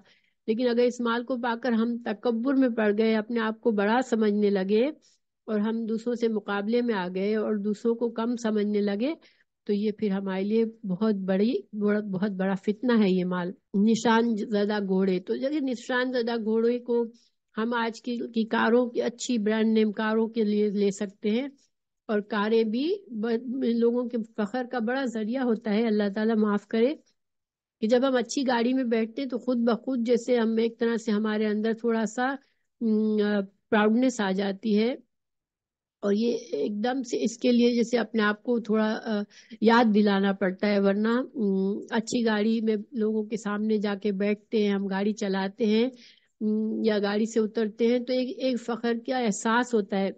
تو اللہ سبحانہ تعالیٰ سے دعا ہے کہ اللہ تعالیٰ ہمارے اندر ایسی برائیوں کو نہ بڑھنے دے، اور جب بھی دیکھیں یہ فطری چیزیں ہیں چونکہ، اس لیے جب دل میں آئے تو فوراً استغفار کر لیا کریں انشاءاللہ، لا حول ولا قوت الا باللہ پڑھ لیا کریں، تو انشاءاللہ اللہ تعالی ہمیں محفوظ رکھے گا ان چیزوں سے۔ بالکل، اس لیے کہ ہم سب کمزور ہیں، اور ہمارے دلوں میں ریاکاری، دکھاوا اور فخر اور تکبر اتنے آسانی سے آ جاتا ہے کہ ہم میں سے کوئی بھی یہ نہیں کہہ سکتا کہ میرے اندر ذرا بھی تکبر نہیں ہے، یا میرے اندر ذرا بھی ریاکاری نہیں ہے، نہیں، ہم سب اس کے شکار ہو جاتے ہیں اور بہت آسانی سے ہو جاتے ہیں، اور اللہ تعالیٰ ہی ہمیں بچا سکتا ہے اس سے۔ تو ہمیں جب بھی احساس ہو میں فوراً استغفار کرنا چاہیے اس کے لیے، تو انشاءاللہ آہستہ آہستہ اللہ تعالیٰ ہماری اصلاح فرما دیں گے۔ تو اب آخر میں اللہ تعالیٰ نے اس میں فرمایا کہ یہ چیزیں تو ساری صرف دنیا کا سامان ہے، تو صرف اس جملے میں اللہ تعالیٰ نے بہت سی باتیں بتا دی کہ یہ چیزیں کیا ہے، یہ حقیر چیزیں، دنیا کی جتنی بھی نعمتیں ہیں وہ آخرت کی نعمتوں کے مقابلے میں بہت ہی ناپائیدار اور حقیر ہے، اور ان کی حقیقت جو ہے صرف ان کا مقصد صرف یہ کہ انسان زندگی گزار لے، بس اپنی زندگی کو آسانی سے گزار لے اور اس کے ذریعے سے آخرت کما لے بس۔ اگر اس سے زیادہ ان کو تم نے حیثیت دی تو یہ تو دنیا خود، پوری دنیا ہی بھی، صرف دنیا بھی اللہ کے نزدیک تو اس کی بھی کوئی حیثیت نہیں ہے۔ تو دنیا کی یہ چند نعمتیں ہمارے پاس آ جائے تو ان میں ہم اگر اس کو ہم بہت کچھ سمجھ کر ہم اپنی آخرت خراب کر لیتے ہیں تو یہ تو بہت بڑی حماقت ہے، ٹھیک ہے۔ اللہ تعالیٰ ہم سب کو محفوظ رکھے، اور یہ چیز ایسی ہے کہ کسی نہ کسی لیول پر ہمیں اپنے اندر جھانکنا پڑے گا، اس لیے کہ یہ ہمیں پتہ بھی نہیں چلتا کہ ہم غرور کر رہے ہیں، ہم فخر کر رہے ہیں، لیکن ہمارے اندر ہوتا ہے یہ، اور یہ بہت ہی مشکل سے نظر آتا ہے، تو اس پر ہمیں اپنے اوپر کڑی نظر رکھنے کی ضرورت ہے۔ پھر اللہ تعالیٰ فرما رہے ہیں کہ آپ کہہ دیجئے، رسول اللہ صلی اللہ علیہ وسلم آپ کہہ دیجئے، کیا میں تمہیں اس سے بہت ہی بہتر چیز بتاؤں؟ یہ جو چیزیں اوپر جن کا ذکر آیا، جن کی محبت تمہارے دل میں ہے، اس سے بہتر چیز بتاؤں میں؟ تو وہ کیا ہے؟ وہ تقویٰ ہے۔ تقویٰ والوں کے لیے ان کے رب تعالیٰ کے پاس جنتیں ہیں جن کے نیچے نہریں بہ رہی ہوں گی، جن میں وہ ہمیشہ رہیں گے، اور پاکیزہ بیویاں، اور اللہ تعالیٰ کی رضامندی ہے، سب بندے اللہ تعالیٰ کی نگاہ میں ہیں۔ تقویٰ والے کون ہوتے ہیں؟ اس آیات میں تقویٰ کے ہم مختلف جگہوں پہ تقویٰ استعمال ہوتا ہے قرآن میں، اور مختلف معنی میں استعمال ہوتا ہے، سب میں اللہ کا خوف تو ہوتا ہے، ٹھیک ہے، لیکن تقویٰ کا کوئی خاص پہلو ہوتا ہے کہ کس معاملے میں اللہ کا خوف کرنا ہے۔ تو یہاں پر تقویٰ سے مطلب اس معاملے میں خوف کرنا ہے اللہ سے جو بندے ان نعمتوں کی محبت میں، ان کے حصول میں، ان چیزوں کو حاصل کرنے کے لیے جو اللہ سے ڈرتے ہیں کہ کہیں میں اپنی خواہش کا بندہ تو نہیں بن گیا ہوں، کیا میں اپنی ہر خواہش کے پیچھے تو نہیں بھاگ رہا ہوں، ٹھیک ہے۔ اور اللہ تعالیٰ نے چند چیزوں کے نام بتائے، لیکن یہ ایک طرح سے کانسیپٹ بتا دیا ہم کو، ٹھیک ہے۔ اس کے بعد جتنی بھی چیزیں ہیں جو ہماری مختلف دلوں میں ہمارے خواہشات آتی ہیں، وہ سب ہم اس سے قیاس کر سکتے ہیں کہ جو بھی خواہش ہے ہمیں کیا جج کرنا ہے کہ ہمیں اللہ کے تقویٰ دل میں یہ رکھنا ہے کہ یا تو میری خواہش میں فرسٹ آف آل اعتدال رکھنا ہے، ٹھیک ہے۔ جب خواہشات انسان کے اوپر اتنی شدت سے چھا جاتی ہے کہ اس کو کوئی چیز نظر نہیں آتی، تو وہ بہت خطرناک معاملہ ہوتا ہے، اور بہت سے لوگوں کا یہ حال ہوتا ہے کہ جب کوئی چیز ان کے دل میں سما گئی، پھر ان کو اس چیز کے علاوہ کوئی دھن لگ جاتی ہے، اس چیز کی، اس کے پیچھے پڑ جاتے ہیں، صحیح غلط سب بھول جاتے ہیں۔ تو یہ تقویٰ کے خلاف ہے۔ تقویٰ کیا ہے؟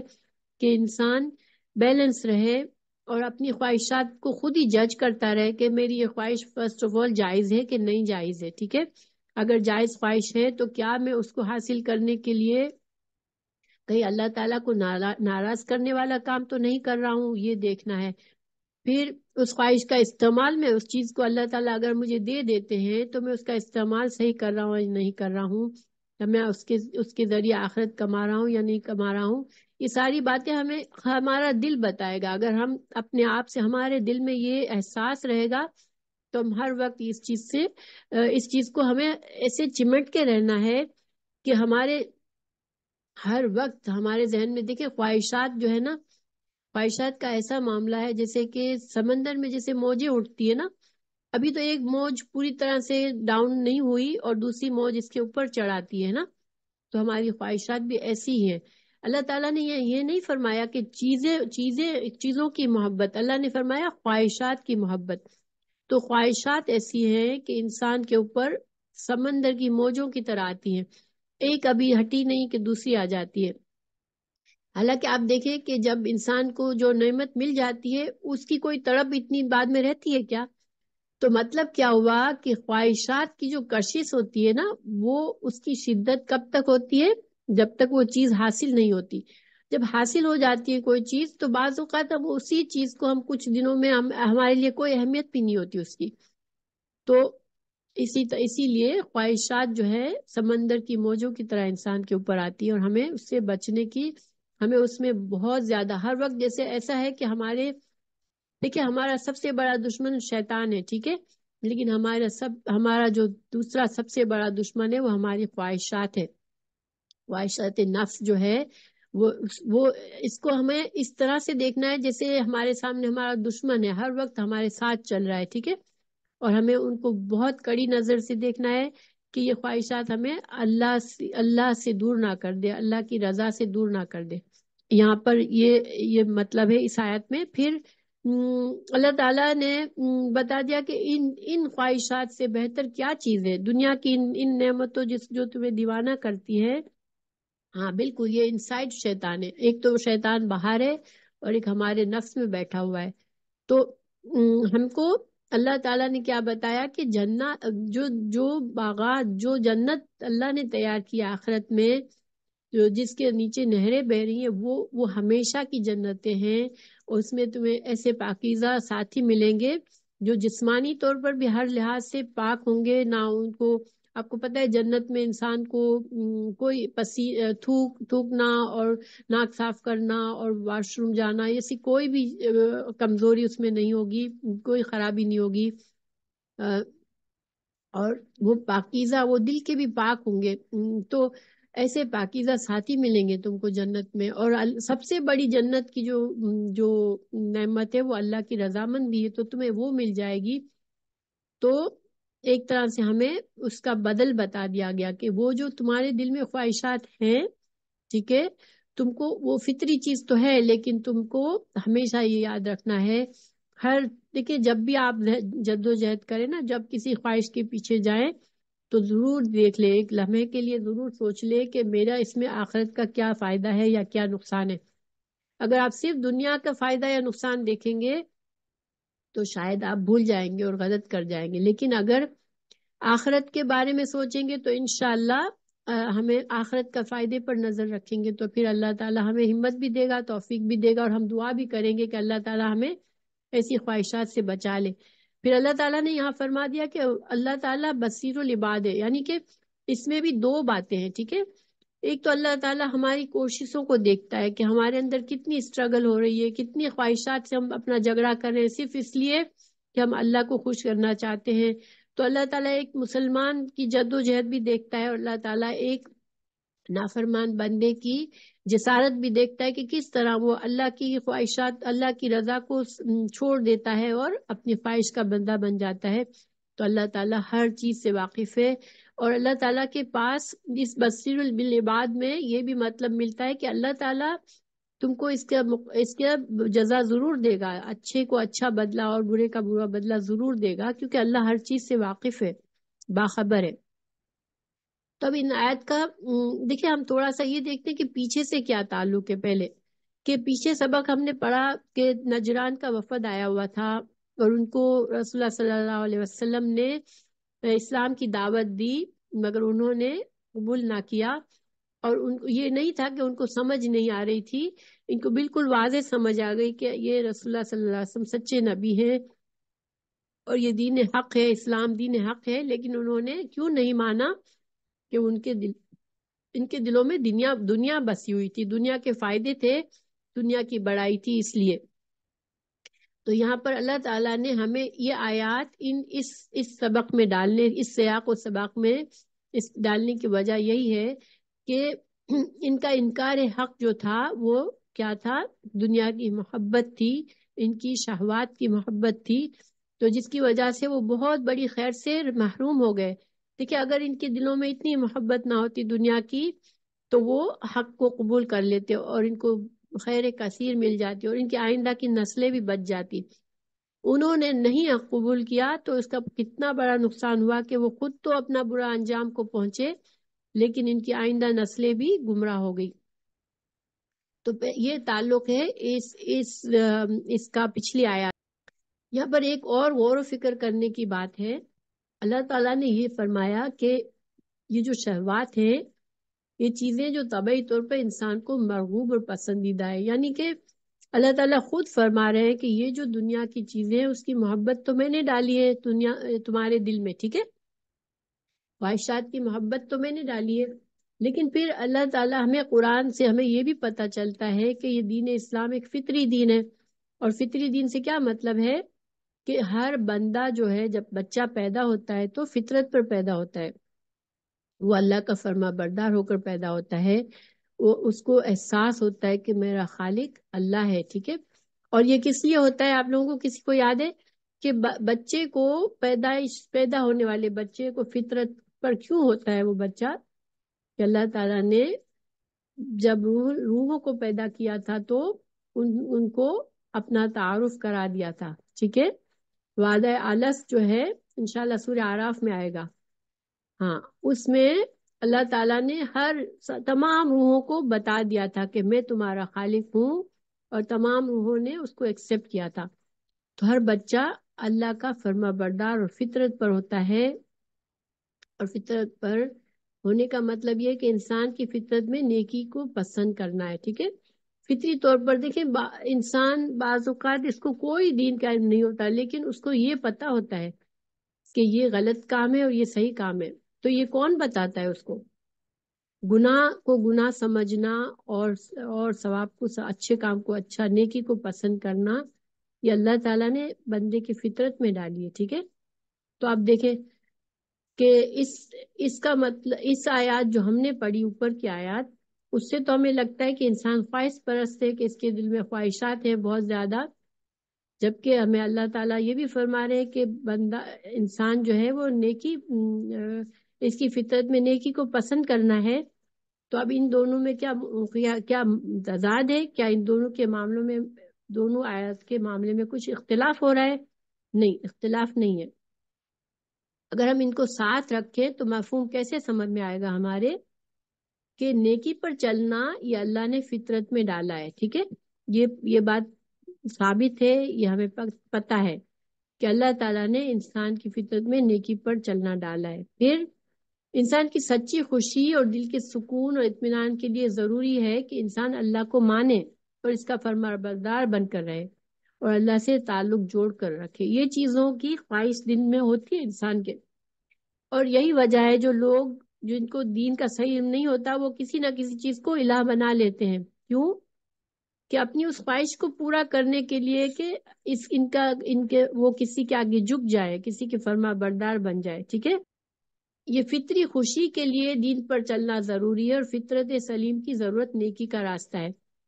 تو جب انسان کو یہ یقین ہوتا ہے کہ میرا رب مجھ سے راضی ہے تو انسان کتنی بھی تکلیف میں ہوتا ہے اس کے دل کے اندر ایک سکون ہوتا ہے. تو یہ بات انشاءاللہ آپ لوگوں کو نے اندازہ کیا ہوگا. جب ہم کوئی نیکی کا کام کرتے ہیں تو خوشی ہوتی ہے دل میں. کسی کو صدقہ دیتے ہیں مثال کے طور پر، کتنی خوشی ہوتی ہے دل میں نا. حالانکہ ہم تو اپنا پیسہ اٹھا کے کسی کو دے رہے ہیں اور ہم اس سے کچھ لے بھی نہیں رہے لیکن خوشی ہوتی ہے. کیوں؟ کیونکہ ہمیں پتا ہوتا ہے کہ اللہ تعالیٰ ہم سے راضی ہوگا. اسی طرح ہم کسی کی مدد کر دیتے ہیں، کسی پریشان حال کی مدد کرتے ہیں تو کتنی خوشی ہوتی ہے دل میں. کیوں؟ کیونکہ یہ ہماری فطرت میں اللہ نے رکھا ہے کہ ہمیں نیکی کرنا اچھا لگتا ہے فطرت میں، ٹھیک ہے. تو دیکھیں اب ہم اس کو سمجھیں کیسے. یہ دو آیات ہیں، ایک طرف اللہ تعالیٰ نے ہمیں بتایا کہ خواہشات کی کثرت انسان کے دل میں ہے، دوسری طرف ہمیں بتایا کہ انسان کی فطرت سلیم ہے، انسان نیکی کرنا پسند کرتا ہے، اللہ کا فرما بردار رہنا پسند کرتا ہے، اس کو سچی خوشی اللہ کی فرما برداری سے ملتی ہے. تو اس کا ہم کیسے مطلب سمجھے؟ دیکھیں سورہ آل عمران کی آیت نمبر 14 ہے یہ، ٹھیک ہے. لیکن سورہ کہف کی آیت نمبر 7 اور سورہ ملک کی آیت نمبر 2، یہ 3 آیات کو ہم اگر سامنے رکھیں تو ہمیں سارا زندگی کا فلسفہ سمجھ میں آتا ہے، ٹھیک ہے، پورا فلسفہ حیات ہمارے سامنے آ جاتا ہے۔ یہ آیات ہیں سورہ کہف کی آیت نمبر 7، اِنَّا جَعَلْنَا مَا عَلَى الْأَرْضِ زِینَةً لَهَا لِنَبْلُوَهُمْ أَيُّهُمْ أَحْسَنُ عَمَلًا۔ جو کچھ زمین پر ہے اسے ہم نے اس کی زینت بنایا ہے تاکہ ہم انسان کو آزمائے کہ اس میں عمل کے اعتبار سے کون سب سے اچھا ہے، ٹھیک ہے۔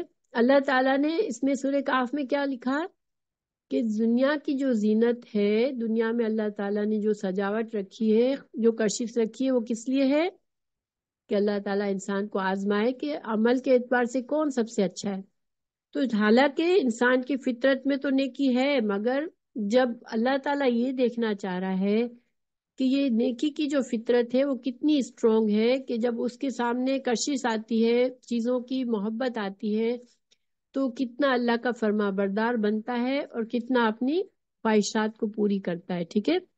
تو اس وجہ سے اللہ نے خواہشات کی محبت بھی دل میں ڈالی، اور اللہ تعالیٰ نے ہمارے اندر فطرت میں نیکی بھی رکھی تاکہ ہمارے لیے فائدہ کس چیز میں ہے کہ ہم اپنی فطرت سلیم پر چلیں اور اللہ کے فرما بردار بن جائے۔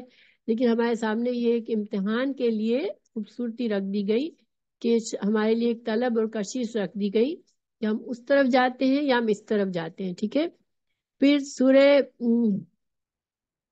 ملک کی آیت نمبر 2 میں بھی یہی مفہوم ہے، الذی خلق الموت والحیات لیبلوکم ایکم احسن عملا وہو العزیز الغفور، جس نے موت اور زندگی کو پیدا کیا تاکہ تمہیں آزمائے کہ تم میں سے کون عمل کے اعتبار سے زیادہ بہتر ہے اور وہ زبردست ہے اور معاف فرمانے والا ہے۔ تو یہ 3 آیتیں اگر ہم دیکھیں تو ان 3 آیتوں سے ہمیں پورا مقصد زندگی سمجھ میں آ جاتا ہے۔ اللہ تعالیٰ نے 6 چیزوں کی طلب کی خواہش کا یہاں پر مثال دی ہے، ٹھیک ہے، اس آیت میں، لیکن جو کہ عام سمجھ میں آنے والی ہے، جن کو ایک طرح سے مثال کے طور پر پیش کیا گیا ہے، اس لیے کہ جنرلی ہر انسان کو سمجھ میں آتی ہے ان چیزوں کی محبت، اور یہ واضح فرمایا کہ انسان کے اندر دنیا کی چیزوں کی طلب اور خواہش اور کمزوری اللہ نے رکھی ہے۔ تو پھر اب ہمارے لیے کیا ہے کہ خواہشات تو آتی رہیں گی، ٹھیک ہے، کسی چیز کی محبت ہوتی ہے تو چیز حاصل ہو جاتی ہے، انسان سکون میں آ جاتا ہے۔ پھر تو یہ ساری باتیں میں ماشاءاللہ کر چکی ہوں کہ جب انسان دیکھیں خواہشات جو ہیں وہ کبھی ختم نہیں ہوتی، چیزیں مل بھی جاتی ہیں، یہ شعر ہے، ہزاروں خواہشیں ایسی کہ ہر خواہش پہ دم نکلے، بہت نکلے میرے ارمان لیکن پھر بھی کم نکلے۔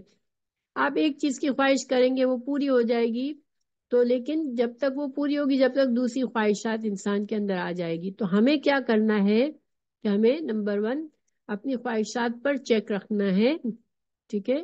دوسری بات، جب ہمیں یہ چیزیں حاصل ہو جائے، ہماری خواہشات پوری ہو جائے، تو ہم اللہ کی نعمت سمجھے اس چیز کو، ٹھیک ہے۔ ہم اس کو پا کر غرور و فخر کرنے کے بجائے ہم سمجھے کہ اللہ نے ہمیں یہ نعمت دی ہے، اور ہمیں اگر یہ احساس ہوگا تو پھر ظاہری بات ہے کہ ہم اس کو جائز طریقے سے اس کو حاصل کرنے کی کوشش کریں گے، اور ان نعمتوں پر ملنے پر اللہ کا شکر ادا کریں گے، اور اس کو اس طرح استعمال کریں گے کہ اللہ ہم سے راضی ہو جائے اور ہمیں دنیا اور آخرت کے لیے اجر ہم کما سکے اس کے لیے۔ تو نعمت جو ہے انسانوں کو، اس سے انسان ایک مفلس انسان اور فقیر انسان کی نسبت، انسان کے پاس اگر نعمتیں ہوتی ہیں، دولت ہوتی ہے، تو یہ اللہ کی نعمت ہوتی ہے اگر وہ اس سے فرما برداری کے ساتھ استعمال کرتا ہے۔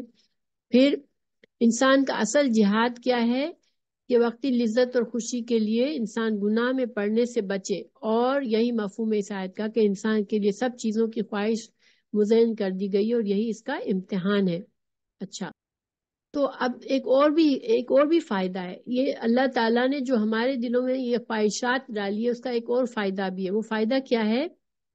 دیکھیے دنیا میں انسان کو معاشرتی زندگی گزارنی ہوتی ہے، دوسرے انسانوں کے ساتھ مل کر رہنا ہوتا ہے، اور ہمیں ایک دوسرے کے کام کرنے پڑتے ہیں. دیکھیے بہت سے جابز اور جو ہم کرتے ہیں، کاروبار کرتے ہیں، مختلف سروسز پرووائڈ کرتے ہیں، اس لیے کرتے ہیں کہ ہمیں ایک دوسرے کی ضرورت ہوتی ہے. تو ہماری ضرورت کوئی اپنی محنت سے پوری کرتا ہے تو ہم اس کو پیسے دے کے اس کی ضرورت پوری کرتے ہیں. تو اگر اللہ تعالیٰ نے ہمارے دل میں خواہشات ہی نہ رکھی ہوتی تو پھر ہر انسان کیا کرتا کہ رہبانیت کی طرح اختیار کر لیتا، کہ دنیا چھوڑ کر وہ ویرانے میں جا کے بیٹھ جاتا، کہ اللہ اللہ کرتا رہتا، کہ اسے کسی چیز کی پرواہ نہ ہوتی. تو یہ خواہشات جو ہیں یہ ہمارے لیے ایک طرح سے ایک کشش ہے، ایک قوت ہے جس کے ذریعے ہم دنیا میں بھاگ دوڑ کرتے ہیں. اور یہ ہمارا امتحان ہے کہ ہم اس بھاگ دوڑ میں اللہ تعالیٰ کی کس حد تک، اللہ کے حدود کی کس حد تک خیال رکھتے ہیں اور اللہ کے کتنے فرما بردار رہتے ہیں. آخر میں تھوڑا سا خلاصہ ہے کہ اللہ تعالیٰ نے ہمیں بتا دیا کہ جو سوچ تم کو فتنے میں پڑنے سے بچا سکتی ہے وہ یہ ہے کہ یاد رکھو اللہ تمہارے تمام معاملات کو سے باخبر ہے. اللہ تعالیٰ نے یہ آیات بتانے کے بعد بتا دیا کہ میں سب کچھ دیکھ رہا ہوں. اللہ بصیر بالعباد، اللہ ہر چیز کو دیکھتا ہے، بندوں کے ہر معاملات کو دیکھتا ہے. اور یہ ساری رونقیں اور چاہتے صرف عارضی دنیا کے سامان ہے. تم کو آخرت میں اللہ ہی کی طرف لوٹنا ہے، اور جو نعمتیں اللہ نے آخرت کے لیے تیار کی ہیں وہ کہیں زیادہ اور بہتر اور ہمیشہ رہنے والی ہیں. اور آخرت کی سب سے بڑی نعمت یہ کہ اللہ کی رضامندی جنت میں جانے والوں کے لیے اب ہمیشہ کے لیے ہوگی. پھر ہم آگے بڑھتے ہیں. دیکھیں جب اللہ تعالیٰ نے ہمیں یہ بتا دیا، سارا فلسفہ حیات بتا دیا، خواہشات کا بتا دیا کہ تمہارا ایک دشمن ہے تمہارے اندر بیٹھا ہوا ہے، تمہاری خواہشات جو ہے وہ تمہاری دشمن ہو سکتی ہے. تو پھر ایک بندہ مومن کیا کرتا ہے؟ گھبراتا ہے اور دعا کرتا ہے اللہ سے. تو ہمیں اس سے ایک چیز یہاں یہ سمجھ میں آئی، الذین یقولون ربنا اننا آمنا فاغفر لنا ذنوبنا وقنا عذاب النار. کہ دعا جو ہے ایک مومن کا بہت بڑا ہتھیار ہے، اور ہم نیک بن نہیں سکتے سوائے اس سے کہ اللہ ہماری مدد فرما دے. تو ہر قدم پر ہم کو اللہ سے دعا مانگنے کہ اللہ تعالی ہمیں نیکی پر ثابت قدم رکھے. ٹھیک ہے، یہ بات ایک تو پتہ چلتی ہے. پھر اللہ تعالیٰ نے دیکھیں، اللہ تعالیٰ نے جب بھی کوئی ایسا موقع ہوتا ہے کہ بندے کے لیے ایک خوف کا معاملہ ہوتا ہے کہ یہ کیا کرے، بندہ گھبرا جاتا ہے کہ اچھا میرے اندر اتنی خواہشات آتی ہیں تو یہ تو اللہ نے ڈالی ہے، تو اب میں کیسے ان سے بچوں. تو اللہ تعالیٰ فوراً بندوں کو دعا سکھا دیتے ہیں کہ ہمیں کیسے دعا مانگنی ہے. کہ اللہ ہم تو تجھ پر ایمان لا چکے ہیں، تو ہمارے گناہ معاف فرما دے اور ہمیں آگ سے بچا لے. گویا بندہ اپنے نیک عمل کو پیش کرتا ہے کہ اللہ میں تیرا فرما بردار ہو گیا، اب تو مجھے میرے گناہوں سے میں اپنی پوری کوشش کر رہا ہوں کہ میں جو ہوں گناہوں سے بچوں، میں تیری نافرمانی نہ کروں. لیکن مجھ سے پھر بھی گناہ ہوں گے، چونکہ تو نے میرے اندر یہ خواہشات ڈالی ہیں تو میں کمزور بھی ہو جاتا ہوں. لیکن تو مجھ سے کمی کوتاہی ہو جائے تو مجھے معاف فرما دینا اور تو مجھے آگ سے بچا لینا. تو یہاں پر ایک طرح سے ایک اصول بھی ہمیں ملتا ہے دعا مانگنے کا، کہ دعا مانگنے کے لیے انسان اپنے نیک اعمال کو پیش کر سکتا ہے. ٹھیک ہے، ہم اللہ تعالیٰ سے، ہمیں پتہ ہے کہ ہم نے کوئی عمل خالص اللہ کو خوش کرنے کے لیے کیا ہے، تو ہم پھر اللہ سے اس عمل کو پیش کر کے دعا مانگ سکتے ہیں. جیسے مثال کے طور پر ہم لوگ یہاں مل کر پڑھ رہے ہیں، اگر ہم دل میں سوچے اللہ تو ہم سے راضی ہو جائے گا، ہم اس لیے آئے ہیں تیرا دین سیکھنے کے لیے کہ تو ہم سے راضی ہو جائے، تو پھر یہ ایک ہماری نیکی ہے. تو پھر ہم اس کا حوالہ دے سکتے ہیں کہ اللہ تو میری اس نیکی کی وجہ سے تو میرے لیے آسان کر دے، دین کے راستے پر چلنا، دین کا علم سیکھنا تو میرے لیے آسان کر دے، اس قرآن کے ساتھ جڑ کے رہنا آسان کر دے. تو ہم یہ انشاءاللہ کر سکتے ہیں، اور اللہ تعالیٰ سے امید ہے کہ اللہ تعالیٰ ہماری اس دعا کو قبول کریں گے. پھر اللہ تعالیٰ مزید بتا رہے ہیں کہ یہ جو بندے ہیں، جو میرے نیک بندے ہیں، وہ ایمان لاتے ہیں، دعا بھی کرتے ہیں، دل میں ڈرتے بھی ہیں اور مجھ سے دعا بھی مانگتے ہیں، لیکن اس کے ساتھ ساتھ وہ خود عمل بھی کرتے ہیں. ان کے اعمال کیا ہے؟ الصابرین، وہ صبر کرنے والے ہیں، الصادقین، وہ سچے ہیں، صبر کرنے والے، سچ بولنے والے، فرما برداری کرنے والے اور اللہ کی راہ میں خرچ کرنے والے. اور پھر یہ سب کچھ کرنے کے بعد بھی ڈرتے ہیں کہ پھر بھی مجھ سے کچھ غلطی ہو گئی ہوگی، تو پھر کیا کرتے ہیں، راتوں کو تہجد کے وقت اٹھ کر بخشش کی دعا بھی مانگتے ہیں۔ تو یہ وہ بندے ہیں جو کہ اپنی اس کمزوری کو، اس فطری کمزوری پر قابو پا لیں گے اور جنت میں داخل ہوں گے۔ تو انشاءاللہ یہ تو ترجمہ ہے، تھوڑا سا ان کے یہ جو خصوصیات بتائی گئی ہیں ان کے بارے میں، ہم ان صفات کے بارے میں تھوڑا سا خلاصہ کر لیتے ہیں کہ یہ خصوصیات سے کیا مطلب ہے، ان کی وضاحت کر لیتے ہیں انشاءاللہ۔ دیکھیں، سب سے پہلے ہم سے کہا گیا الصابرین، صبر کرنے والے۔ صبر جو ہے کیا ہے؟ صبر اپنے آپ کو روکنا۔ کیسے روکنا؟ کہ اللہ تعالی نے جو ہمیں عبادات کا حکم دیا، جو ہمیں خیر کے کاموں کا حکم دیا، اللہ تعالی ہمیں اس میں جو اس راستے میں جو تکلیفیں آتی ہیں، جو مشکلات ہیں، اس پر صبر کرنا اور نیکی پر جمنا، اللہ کی عبادت پر جمے رہنے کے لیے صبر کرنا۔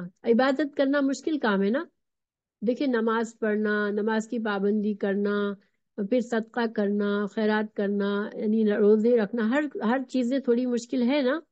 تو ہم جو بندے صبر کرتے ہیں، اس عبادت میں صبر کرتے ہیں، پھر گناہوں سے بچنے پہ صبر کرنا۔ دیکھیں، گناہ جو ہے اس کی خواہش جب دل میں آتی ہے، بہت شدید خواہش ہوتی ہے بعض اوقات، اس خواہش کو روکنا، اس کے لیے بہت صبر چاہیے ہوتا ہے۔ تو گناہوں سے رکنے کے لیے صبر کرنا۔ پھر جب زندگی میں حالات اپ ڈاؤن ہوتے ہیں، زندگی میں کوئی مشکل آ جاتی ہے، حالات ہماری مرضی کے مطابق نہیں ہوتے، تو اس میں صبر کرنا، جس میں یہ کوالٹی آ جائے گی تو وہ جنتیوں میں سے ہوگا، اور اس کو اللہ تعالیٰ اس کی فطری کمزوریوں پر اس کو مضبوط بنا دیں گے اور وہ گناہوں سے بچے گا۔ پھر الصابرین کے بعد ہے الصادقین، سچ بولنا۔ تو سچ بولنا، صادق کیا ہے، سچ کیا ہے؟ انسان کے ظاہر اور باطن میں ہم آہنگی ہو، یعنی کہ جو بات کرے عمل بھی اس کا ویسا ہی ہو، یہ سچ۔ ایک تو یہ بات ہے کہ انسان اپنے عمل سے بھی اسی طرح رہے۔ پھر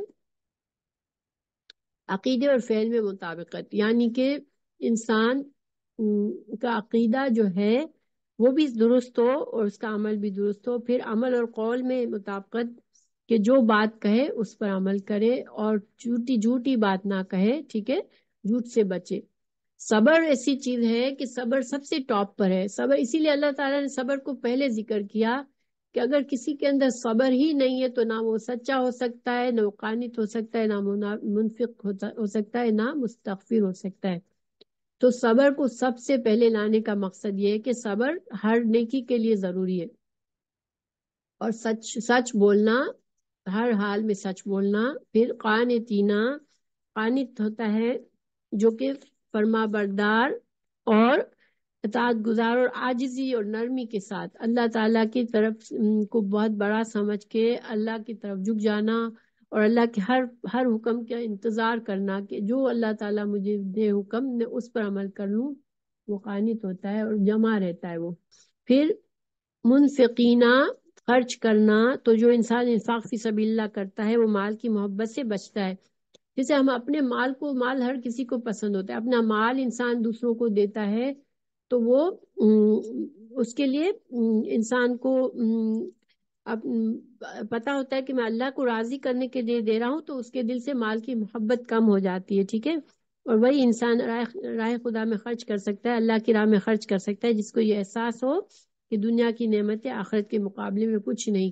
ظاہری بات ہے، ہم آخرت کے فائدے کے لیے ہی صدقہ خیرات کرتے ہیں، اس کا مطلب ہے ہمیں آخرت کا یقین ہے کہ آخرت کی جو نعمتیں ہیں وہ دنیا سے کہیں زیادہ ہے۔ پھر مستغفرین بالاسحار، تو اس میں ہمیں یہ پتہ چلتا ہے کہ انسان بندے کو احساس ہوتا ہے کہ میں کتنی بھی کوشش کروں میں کمزور ہوں، مجھ سے غلطی ہو جائے گی، تو وہ اپنی کوتاہی اور گناہوں کا اس احساس سے اللہ سے ڈرتے ہوئے استغفار کرتا ہے۔ اور جو سحری کا وقت ہے وہ بہت ہی دعاؤں کی قبولیت کا وقت ہے، تو وہ اس میں اپنے لیے گناہوں کا اعتراف کرتا ہے اللہ سے، اور اس میں ریاکاری بھی نہیں ہوتی۔ دیکھیں، رات کے اندھیرے میں آپ دعا کر رہے ہیں تو اس کے آپ کے اندر ریاکاری کے چانسز بھی نہیں رہتے.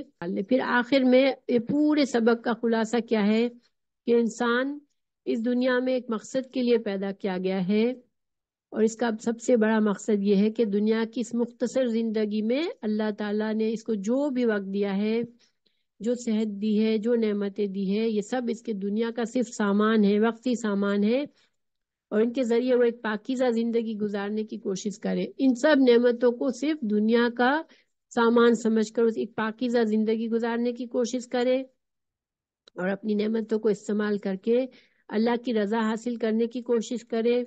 اور جب اس کی دنیا کی مہلت ختم ہو تو وہ اپنے رب سے اس طرح ملاقات کرے کہ اس کا رب اس سے راضی ہو اور اس ہمیشہ کی جنت کی زندگی نصیب ہو جائے. پھر اللہ تعالیٰ نے انسان کے اندر امتحان کی خاطر کمزوری بھی رکھ دی گئی ہے، تو وہ کمزوری خواہشات کی، محبت کی کمزوری ہے. تو خواہشات کا سلسلہ اس کے اندر اسی طرح اٹھتا رہتا ہے جیسے سمندر کی موجیں ہیں. تو پھر وہ اس چیلنج کے لیے انسان کو کہ اس لہروں میں وہ ڈوب نہ جائے، انسان کو اپنے آخرت کے فائدوں پر نظر رکھیں گے اگر ہم انشاءاللہ، تو ہم اپنی خواہشات میں نہیں ڈوبیں گے، اور اللہ تعالیٰ اس کے ذریعے ہمیں بچا لے گا. پھر اللہ تعالیٰ نے صفات بتائی جن کے ذریعے خواہشات پر چیک رکھ سکتے ہیں اور کامیابی حاصل کر سکتے ہیں. وہ صفات کیا ہیں؟ صبر، سچائی، قنوت، انفاق فی سبیل اللہ، استغفار کی کثرت، خصوصاً سحری کے وقت. تو یہ ان چیزوں، اگر ہم نے اپنے اندر یہ چیزیں پیدا کر لی تو انشاءاللہ ہم مضبوط ہو جائیں گے. پھر ہم اپنا محاسبہ کرنا پڑے گا ہمیں ہر وقت کہ میرے اندر کون سی خواہشات ہیں جو مجھے اللہ کی ناراضگی کی طرف لے جاتی ہے. ٹھیک ہے، اور یہ ہمیں خود ہمارا ضمیر بتائے گا. اگر ہم کانشیس رہیں گے تو انشاءاللہ ہمیں پتہ چل جائے گا کہ میری کون سی خواہشات ایسی ہیں جو مجھے اللہ سے دور کرتی ہیں. پھر میں ان خواہشات پر کنٹرول کر کے اللہ کی رضا حاصل کرنے کے لیے کن صفات کو اپنے اندر پیدا کروں. اگر ہم اپنی کمزوریوں کو سمجھ جائیں گے تو ہم پھر اس کے لیے وہ صفات اپنے اندر ڈالنے کی کوشش کریں گے جس سے ہم اپنی کمزوریوں کو دور کریں. تو اللہ تعالیٰ اللہم اجعلنا من الصابرین والصادقین والقانتین والمنفقین والمستغفرین بالاسحار. دعائے آمین کہ اللہ تعالیٰ ہمیں تو صابرین میں سے بنا دے، صادقین میں سے بنا دے، قانتین میں بنا دے، اور منفقین اور مستغفرین بالاسحار میں سے بنا دے. آمین.